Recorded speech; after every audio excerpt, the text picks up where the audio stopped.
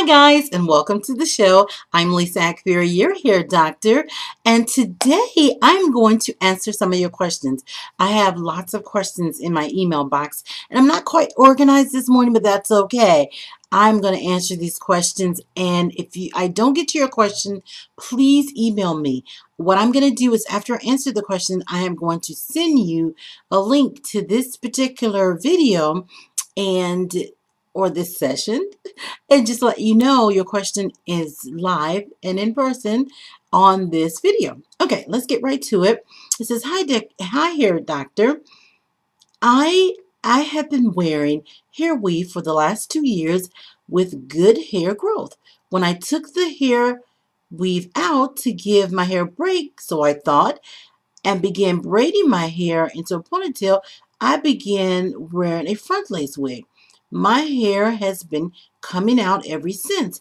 I do put the wig cap under the lace front, and remove both every evening. My question is, could this wig cap or wearing the lace wig cause my hair to come out?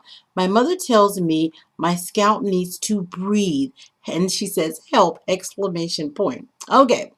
All right. LaDonna, don't worry about the problem with lace front wigs. The main thing with the lace front wigs, besides the fact that the ones that are supposed to be safe don't really look natural, lace front wigs, the only problem will be if you use the adhesive around the hairline, because the adhesive will cause problems with the hairline breaking because the adhesive really causes thinning on the hairline.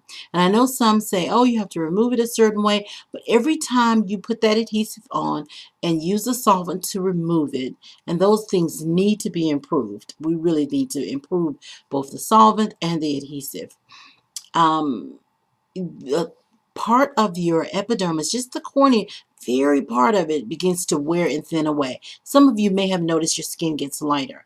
So if you're using any adhesive and the solvent, you really need to stop because that's a problem. The wig in itself is not going to cause a problem if it's not bonded and you're not using the solvent.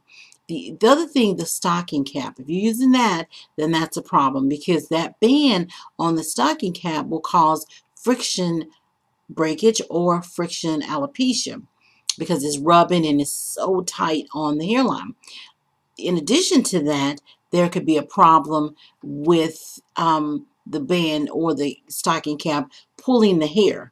So pulling the hair through the body of the head.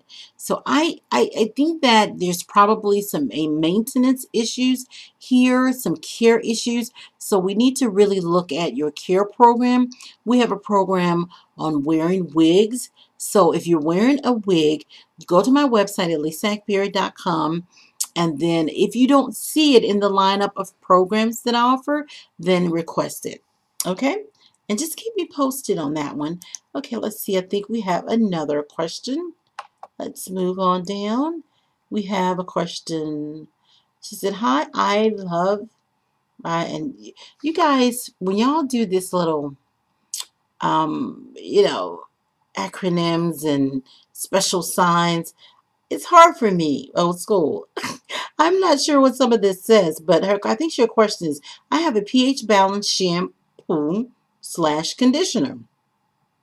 Is it okay to use my conditioner as a leave-in since it's pH balanced and seal with my favorite? Oopsie, we got phones going off everywhere.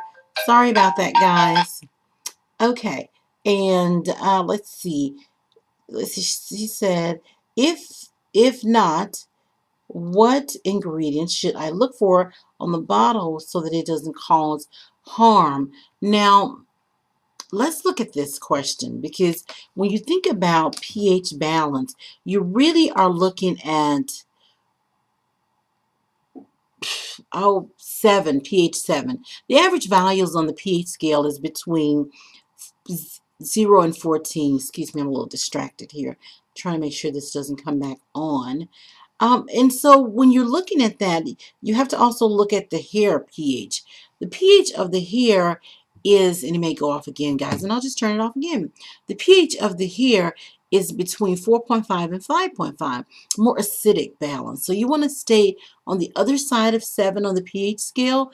And so when you're looking at a balanced shampoo, that's the product that you want to be balanced. And you want it more acidic. Like the hair and scalp is more acidic in reaction. So 4.5 to 5.5, should find that on the back of the bottle. Little bitty number, and if you don't, call the manufacturer. Okay, as it relates to ingredients, we talk about ingredients all the time, and you just want to really be careful with how the hair feels when you use it. You need a good squeaky clean with your shampoo, but you want to make sure that it's still soft. Sometimes you will feel a roughness if you have extremely dehydrated hair and you're using a clarifier for the first time, because it's going to take all of that buildup off. And then once you use your conditioner, you want to you'll get the balance. And with your conditioners, you want to look for proteins. You want to look for moisturizers. So you want to keep that balance. You've heard me talk about it, because if too much protein, you'll harden the cuticle and begin to dry out. Too much moisture, you'll have flyaway and frizzy. So you want to have a balance. And it's kind of difficult, to be honest, to get too much moisture with natural kinky hair. But if you have very fine hair and you moisture only, you can have more of a frizzy fro, similar to what I have today. But I got a little bit of definition in there. Yeah, I'm loving my hair today. Okay. All right, so that's pretty much the answer to that question. Okay, let's see if we have another one on this particular page. If not, we're going to end it with those two. And we have more, guys. I know we do, but I'm just not organized. So I'll be a little bit more organized next time. But I'm Lisa Ackberry, your hair doctor. Stay tuned, because it's time to go through our book. Remember, everyone's got Black Woman's Guide to Beautiful Hair. And so we'll be doing that soon. Love you guys. Keep the questions coming. And I promise next time I'll be a lot more organized and I'll get more questions in. Thanks a lot. Bye-bye.